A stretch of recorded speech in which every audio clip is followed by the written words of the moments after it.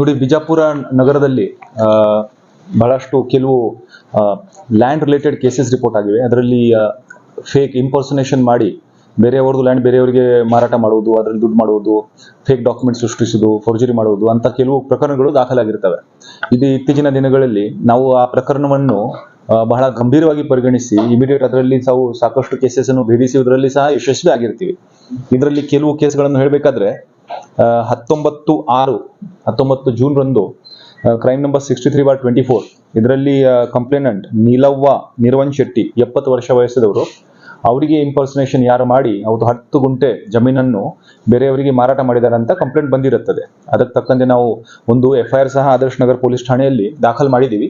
ಈ ಕೇಸಲ್ಲಿ ಬಹಳ ಚುರುಕಾಗಿ ತನಿಖೆ ನಡೆಸಿ ಈಗಾಗಲೇ 3 ಜನರಿಗೆ ದಸ್ತಗಿರಿ ಮಾಡಲಾಗಿದೆ. ಅವ್ರು JC ಸಹ ಹೋಗಿದ್ದಾರೆ.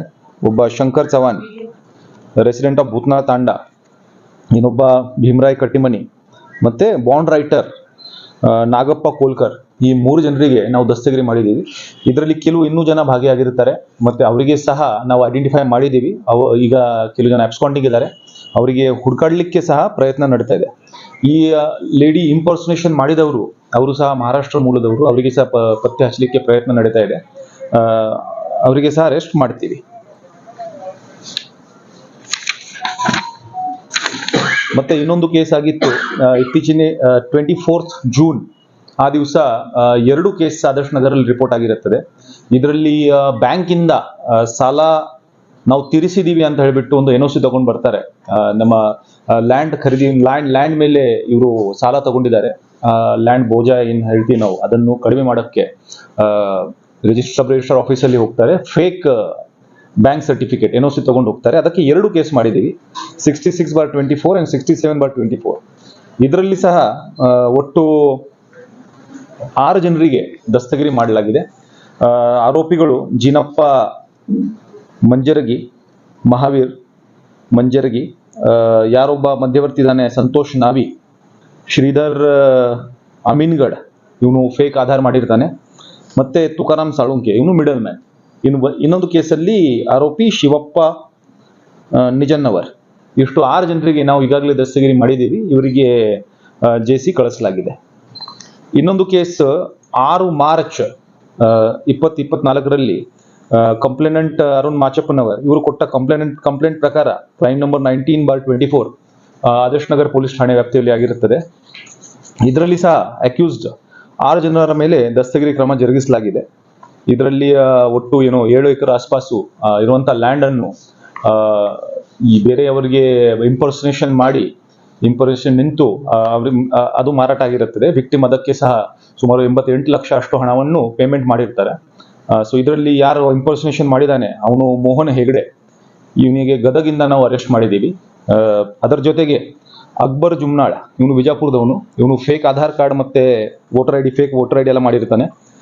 ಜಿತೇಂದ್ರ ಚವಾಣ್, ಅಶೋಕ್ ರಾಠೋಡ್, ಪ್ರಕಾಶ್ ಚವಾಣ್, 3 ಜನ ಭೂತನಾಳ್ ತಾಂಡದವರು, ಮತ್ತೆ ರಫೀಕ್ ತುರ್ಕಿ, ಇವನು ಬಿಜಾಪುರದವರು. ಇವನು 6 ಜನ ಈಗಾಗಲೇ ದಸ್ತಗಿರಿ ಆಗಿದೆ. ಇದರಲ್ಲಿ ಇನ್ನೂ 3 ಜನ ಇನ್ನು ಕೆಲವು ಅಕ್ಯೂಸ್ಡ್ ಇದ್ದಾರೆ, ಅವರಿಗೆ ಸಹ ನಾವು ಐಡೆಂಟಿಫೈ ಮಾಡಿದ್ದೀವಿ. ಈಗ ಅಬ್ಸ್ಕಾಂಡಿಂಗ್ ಇದ್ದಾರೆ, ಅವರಿಗೆ ಸಹ ಅರೆಸ್ಟ್ ಮಾಡಲಾಗುವುದು. ಇನ್ನೊಂದು ಕೇಸ್, ಈಗ ನಾವು ಇತ್ತೀಚಿನ ದಿನಗಳಲ್ಲಿ ಏನು ಡ್ರೈವ್ ಮಾಡ್ತಾ ಇದ್ದೀವಿ, ಇದು ಇಲಿಗಲ್ ಲ್ಯಾಂಡ್ ರಿಲೇಟೆಡ್ ಇಶ್ಯೂಸ್ ಬಗ್ಗೆ, ಕ್ರೈಮ್ಸ್ ಬಗ್ಗೆ, ಅದನ್ನು ನೋಡಿ ಒಬ್ರು ಮುಂದೆ ಬಂದಿರ್ತಾರೆ. ಒಬ್ಬ ರಿಟೈರ್ಡ್ ಬ್ಯಾಂಕ್ ಮ್ಯಾನೇಜರ್ ನಾರಾಯಣ್ಕರ್ ಅಂತ ಹೇಳ್ಬಿಟ್ಟು, ಅವ್ರು 25 ಲಕ್ಷ ಕಳ್ಕೊಂಡಿರ್ತಾರೆ. 2 ವರ್ಷ ಹಿಂದೆ ಆದ ಘಟನೆ. ಸೊ ಇದರಲ್ಲಿ ಇವರಿಗೆ ಯಾವುದೋ ಒಂದು ಲ್ಯಾಂಡ್ ಸೇಲ್ ಮಾಡಿ, ಬೇರೆಯವನ ಹೆಸರಲ್ಲಿ ಇರುವಂತಹ ಲ್ಯಾಂಡ್ ಇಂಪರ್ಸನೇಷನ್ ಮಾಡಿ ಇವರಿಗೆ ಸೇಲ್ ಆಗಿರುತ್ತದೆ. ಇವರು 25 ಲಕ್ಷ ಕೊಟ್ಟಿರ್ತಾರೆ. ಆಮೇಲೆ ಗೊತ್ತಾಗುತ್ತೆ ನನಗೆ ಫ್ರಾಡ್ ಆಗಿದೆ. 2 ವರ್ಷ ಹಿಂದಿನ ಘಟನೆ. ಈಗ ಬಂದು ಕಂಪ್ಲೇಂಟ್ ಕೊಡ್ತಾರೆ, FIR ರಿಜಿಸ್ಟರ್ ಆಗುತ್ತೆ. ನಾವು ಆದರ್ಶ್ ನಗರ್ ಪೊಲೀಸ್ ಠಾಣೆಯಲ್ಲಿ ಮಾಡಿ ಆಮೇಲೆ ಸೇನ್ ಪೊಲೀಸ್ ಸ್ಟೇಷನ್ಗೆ ಇದನ್ನು ವರ್ಗಾವಣೆ ಮಾಡಿರ್ತೀವಿ. ಈ ಕೇಸಲ್ಲಿ ಸಹ ನಾವು ಆರೋಪಿಗಳನ್ನು ದಸ್ತಗಿರಿ ಮಾಡಿದ್ದೀವಿ. ಅದರಲ್ಲಿ ಆರೋಪಿ ನಂಬರ್ 1 ಚಾಂದ್ ಪೀರ್ ಇನಾಮ್ದಾರ್ ಅಲಿಯಾಸ್ ರಮ್ಲಿ ಚಾಂದ್, ಇವನು ರೌಡಿ ಶೀಟರ್ ಇದ್ದಾನೆ, ಇವನಿಗೆ ದಸ್ತಗಿರಿ ಮತ್ತೆ ವಾಗೇಶ್ ಶಂಕರ್ ಪೋಳ್, ಇವರಿಗೆ ಅರೆಸ್ಟ್ ಮಾಡಲಾಗಿದೆ. ಇದರಲ್ಲಿ ವಾಗೇಶ್ ಪೋಳ್ ಇವನು ರಿಲೇಷನ್ ಆಗಬೇಕು ವಿಕ್ಟಿಮ್ಗೆ, ಇವನು ಸಹ ಮಧ್ಯವರ್ತಿ ಆಗಿರ್ತಾನೆ. ಇನ್ನು ಕೆಲವು ಜನ ಇದರಲ್ಲಿ ಇದ್ದಾರೆ ಇನ್ವಾಲ್ವ್ ಆಗುವರು, ಅವರಿಗೆ ಸಹ ನಾವು ಐಡೆಂಟಿಫೈ ಮಾಡಿದ್ದೀವಿ, ಅವರಿಗೆ ಸಹ ದಸ್ತಗಿರಿ ಮಾಡಲಾಗುವುದು. ಈ ಎಲ್ಲ ಕೇಸಸ್ಗಳಲ್ಲಿ ಯಾವುದೋ ಒಂದು ಲ್ಯಾಂಡ್ ಪಾರ್ಸಲ್ ಇರುತ್ತದೆ. ವಿಕ್ಟಿಮ್ ಯಾರ ಹೆಸರಲ್ಲಿ ಲ್ಯಾಂಡ್ ಇದೆ, ಆ ಮನುಷ್ಯ ಇಲ್ಲಿ ಇರೋದಿಲ್ಲ, ಅಥವಾ ವಯಸ್ಸಾಗಿದೆ, ಅಥವಾ ರೆಗ್ಯುಲರ್ ಆಗಿ ಹೋಗಿ ಲ್ಯಾಂಡ್ ನೋಡ್ಕೊಳ್ಳಲ್ಲ. ಅಂತ ಜಮೀನನ್ನು ಐಡೆಂಟಿಫೈ ಮಾಡಿ ಆ ಜಮೀನನ್ನು ಆ ವ್ಯಕ್ತಿ ಬದಲಾಗಿ ಬೇರೆಯವರಿಗೆ ಇಂಪರ್ಸನೇಟರ್ ಅಲ್ಲಿ ನಿಲ್ಲಿಸಿ ಒಂದು ಮನುಷ್ಯ ಸೃಷ್ಟಿ ಮಾಡಿ ಅವನಿಗೆ ಮಾರಾಟ ಮಾಡಿರೋದು ಈಗ ಕಂಡು ಬರುತ್ತದೆ. ಇನ್ನೂ ಕೆಲವು ಕೇಸಸ್ ಇದಾವೆ, ನಾವು ಇನ್ವೆಸ್ಟಿಗೇಷನ್ ಮಾಡ್ತಾ ಇದ್ದೀವಿ. ಅದರಲ್ಲಿ ಸಹ ಆರೋಪಿಗಳನ್ನು ನಾವು ಒಂದು ಹಂತಕ್ಕೆ ಬಂದಿದೆ, ಅದನ್ನು ನಾವು ಬೇರೆಯಾಗಿ ಮತ್ತೆ ಡಿಟೆಕ್ಟ್ ಆದ ನಂತರ ಬ್ರೀಫ್ ಮಾಡ್ತೀನಿ. ಈಗಾಗಲೇ ಈ ವಿಷಯದಲ್ಲಿ ಮಾನ್ಯ ಉಸ್ತುವಾರಿ ಸಚಿವರ ನೇತೃತ್ವದಲ್ಲಿ ಒಂದು ಸಭೆನೂ ನಡೆದಿತ್ತು. ಅದರಲ್ಲಿ ಎಲ್ಲ ಇಲಾಖೆಗಳಿಗೆ ಸಹ ಸೂಚನೆ ನೀಡಲಾಗಿದೆ. ಜಿಲ್ಲಾಡಳಿತ ಸಹ ಇದರಲ್ಲಿ ಬಹಳ ಸೀರಿಯಸ್ ಆಗಿ ಪರಿಗಣಿಸಿದೆ. ನಾವು ಸಹ ಅದನ್ನು ಪೊಲೀಸ್ ಇಲಾಖೆಯಿಂದ ನಾವು ಸಹ ಆದಷ್ಟು ಕೇಸಸ್ ರಿಜಿಸ್ಟರ್ ಮಾಡಿ, ಇನ್ನು ಉದಾಹರಣೆಗೆ ನಾರಾಯಣ್ಕರ್ ಅವರು 2 ವರ್ಷ ಬಿಟ್ಟು ಬಂದಿದ್ದಾರೆ, FIR 2 ವರ್ಷ ಬಿಟ್ಟು ರಿಜಿಸ್ಟರ್ ಆಗಿದೆ. ಈ ರೀತಿ ಇನ್ನೂ ಜನ ಇರಬಹುದು, ಅದು ಘಟನೆ ನಡೆದಿದೆ ಬಟ್ ಅವರು ಮುಂದೆ ಬಂದು FIR ರಿಜಿಸ್ಟರ್ ಮಾಡಿಲ್ಲ. ಅಂತವರು ಮುಂದೆ ಬಂದಲ್ಲಿ ಅದನ್ನು ಸಹ ನಾವು FIR ರಿಜಿಸ್ಟರ್ ಮಾಡ್ತೀವಿ, ಮತ್ತೆ ಖಂಡಿತ ಅದನ್ನು ಸಹ ಡಿಟೆಕ್ಟ್ ಮಾಡ್ತೀವಿ. ಆರೋಪಿಗಳಿಗೆ ಸಹ ಜೈಲಿಗೆ ಕಳಿಸುವಂತ ಒಂದು ಕ್ರಮ ನಡೆಸಲಾಗುವುದು. ಪ್ರಶ್ನೆ ಈಗ ರಿಜಿಸ್ಟರ್ ಆಗ್ತಾ ಬಂದಿದೆ, ಬಟ್ ಇಷ್ಟು ನಾವು ಫೋಕಸ್ ಆಗಿ ಫುಲ್ ಎಲ್ಲ ಎನರ್ಜಿ ಇಟ್ಟು ಡಿಟೆಕ್ಟ್ ಮಾಡುವುದು, ಅರೆಸ್ಟ್ ಮಾಡುವುದು, ಅದು ಕಂಟಿನ್ಯೂಸ್ ಎಫರ್ಟ್ ನಾವು ಈ ಸಲ ಮಾಡ್ತಾ ಇದ್ದೀವಿ. ಕಳೆದ 3-4 ತಿಂಗಳಿಂದ ಕಂಟಿನ್ಯೂಸ್ ಎಫರ್ಟ್ ನಡೀತಾ ಇದೆ.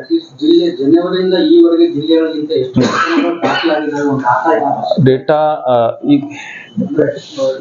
ನೋಡ್ರಿ, ಈಗಲೇ ನಾನು ಹೌದು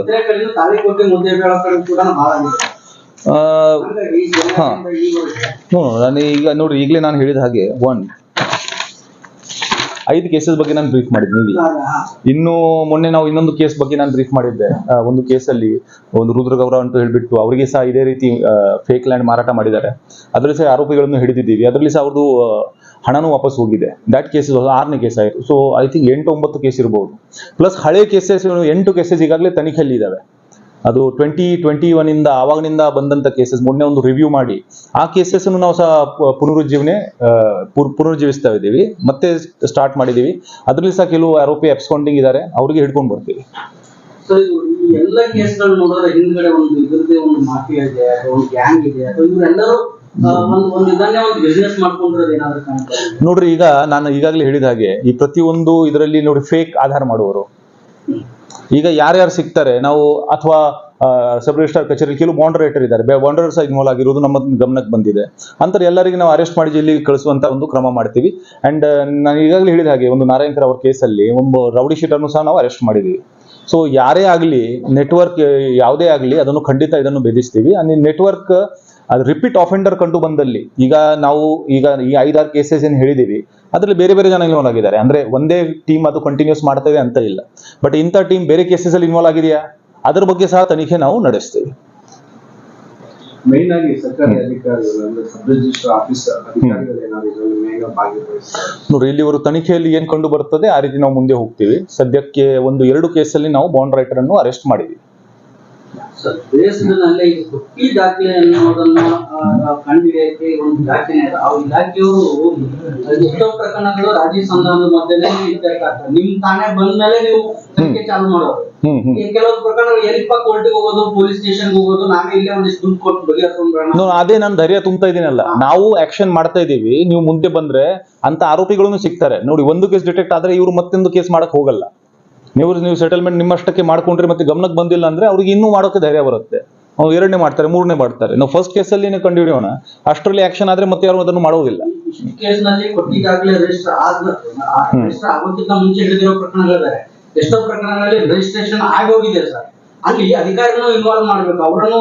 ಯಾಕಂದ್ರೆ ಅವರು ಇಲ್ಲ, ಇದನ್ನ ಹೆಂಗ್ ಸಾಧ್ಯ? ನೋಡ್ರಿ, ಇದೆಲ್ಲ ತನಿಖೆ ಮೇಲೆ ಇರುತ್ತದೆ. ನಾವು ಯಾವ ರೀತಿ ವಿಚಾರಣೆ ಮಾಡ್ತೀವಿ, ಅವ್ರು ಏನ್ ಹೇಳ್ತಾರೆ, ಏನ್ ಎವಿಡೆನ್ಸ್ ಇದೆ, ಅದಕ್ಕೆ ತಕ್ಕಂತೆ ನಾವು ಹೋಗ್ಬೇಕಾಗತ್ತೆ. ನಾವು ಜನರಲ್ ಆಗಿ ಮಾತಾಡೋಕೆ ಆಗಲ್ಲ. ಸೊ ಏನ್ ಕಂಡು ಬಂದಲ್ಲಿ ಯಾರು ಇನ್ವಾಲ್ವ್ಮೆಂಟ್ ಇದೆ ಖಂಡಿತ ಅವರಿಗೆ ಸಹ ನಾವು ಕೇಸ್ ಮಾಡ್ತೀವಿ ಅವ್ರ ಮೇಲೆ.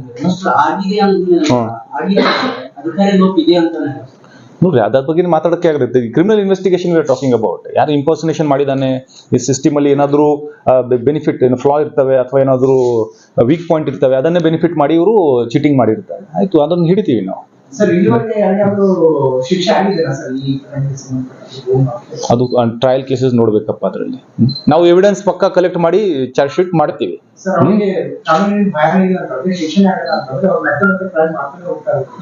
ಅದು ಬೇರೆ ವಿಚಾರಪ್ಪ. ಅದನ್ನು ನಾವು ಅದಕ್ಕೆ ಟ್ರಯಲ್ ನಡೆಸಬೇಕಾಗತ್ತೆ, ಎವಿಡೆನ್ಸ್ ಪ್ರೆಸೆಂಟ್ ಮಾಡಬೇಕಾಗತ್ತೆ. ಇದೀಸ್ ಆರ್ ಚೀಟಿಂಗ್ ಕೇಸಸ್. ನೀವು understand one thing, cheating cases. ಇದು ಭೂ ಹಗರಣ ಅನ್ನೋದು ಬಹಳ ಹಳೆಯಿಂದ ಬಂದಿದ್ದು. ಇದು ನಾನು ಹಿಂದೆ ಇದನ್ನ ತುಂಬಾ ಕೇಳಿದ್ದೀನಿ, ಒಂದೆರಡು ಆರ್ಟಿಕಲ್ ಮಾಡಿದ್ದೀನಿ.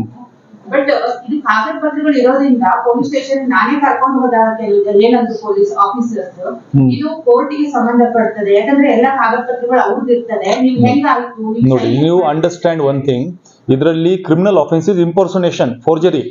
ಇದು ನಾವು ಸಿವಿಲ್ ಡಿಸ್ಪ್ಯೂಟ್ ಬಗ್ಗೆ ಮಾತಾಡ್ತಾ ಇಲ್ಲ, ಅದು ಮಿಸ್ಗೈಡ್ ಆಗುವಂತ ಅವಶ್ಯಕತೆ ಇಲ್ಲ. ಸಿವಿಲ್ ಡಿಸ್ಪ್ಯೂಟ್ ಬೇರೆ ಇರ್ತದೆ, ಇಲ್ಲಿ ಕ್ರೈಮ್ ಆಗಿದೆ ಅಲ್ಲ. ಬೇರೆ ಯಾವ ಹೆಸರಿನಲ್ಲಿ ಇರುವಂತ ಹೊಲವನ್ನು ಬೇರೆಯವನು ನಿಂತು ಇಂಪರ್ಸೋನೇಷನ್ ಮಾಡಿ ಫೋರ್ಜರಿ ದಾಖಲೆ ಸೃಷ್ಟಿ ಮಾಡಿ ಸೇಲ್ ಮಾಡಿದ್ರೆ ಕ್ರೈಮ್ ಆಗಿದೆ. ನಾವು ನಮ್ಮಲ್ಲಿ ರಿಜಿಸ್ಟರ್ ಮಾಡಿ ಇನ್ವೆಸ್ಟಿಗೇಟ್ ಮಾಡ್ತೀವಿ ಅದನ್ನು. ಈಗ ಮುಂದಿನ ಬಹಳ ಜನ ಇದ್ದಾರೆ ಸರ್, ಹೊರಗಡೆ ಎದುರ್ಕೋತಾರೆ ಬರಕ್ಕೆ, ಅದೇ ಕೋರ್ಟ್ ಕಚೇರಿ ಎಲ್ಲ ಅಡ್ಡಾಡೋದು, ಈಗ ಹೇಳಿದ್ರಲ್ಲ ಹಂಗೆ ಅಂತ ಹೇಳಿ. ಈಗ ಅವ್ರಿಗೆ ಏನ್ ಹೇಳ, ಬಟ್ ಲಾಸ್ ಆಗಿದೆ. ಫಾರ್ ಎಕ್ಸಾಂಪಲ್, ಇವ್ರು 25 ಲಕ್ಷ ಕಳ್ಕೊಂಡಿದ್ದಾರೆ, ರಿಟೈರ್ಡ್ ಮನುಷ್ಯ 25 ಲಕ್ಷ ಕಳ್ಕೊಂಡಿದ್ದಾರೆ, ಏನೋ ಸೇವಿಂಗ್ ಆಗಿರುತ್ತೆ. ರಿಟೈರ್ಡ್ ಆದ ನಂತರ ಹಣವನ್ನು ಇಟ್ಟು ನಾವು ಲ್ಯಾಂಡ್ ಖರೀದಿ ಮಾಡುವಂತ ಪ್ಲಾನ್ ಮಾಡಿರ್ತಾರೆ, ಮತ್ತೆ ಅವ್ರದೇ ಹೋಗಿದೆ, ಮತ್ತೆ ಏನ್ ಪ್ರಯೋಜನ? ನೀವು ಹಣ ವಾಪಸ್ ಹೇಗ್ ಬರ್ತದೆ? ರಿಕವರಿ ಆಗ್ಬೇಕು. ನೀವು ಕೇಸೇ ಮಾಡಿಲ್ಲ ಅಂದ್ರೆ ಯಾರು ಕೊಡ್ತಾರೆ ನಿಮ್ಗೆ? ಮತ್ತೆ ಯಾರು ಆರೋಪಿ ಇದ್ದಾರೆ ಅವರಿಗೆ ಸಹ ನೀವು ಅಕೌಂಟೇಬಲ್ ಮಾಡ್ಬೇಕಲ್ಲ.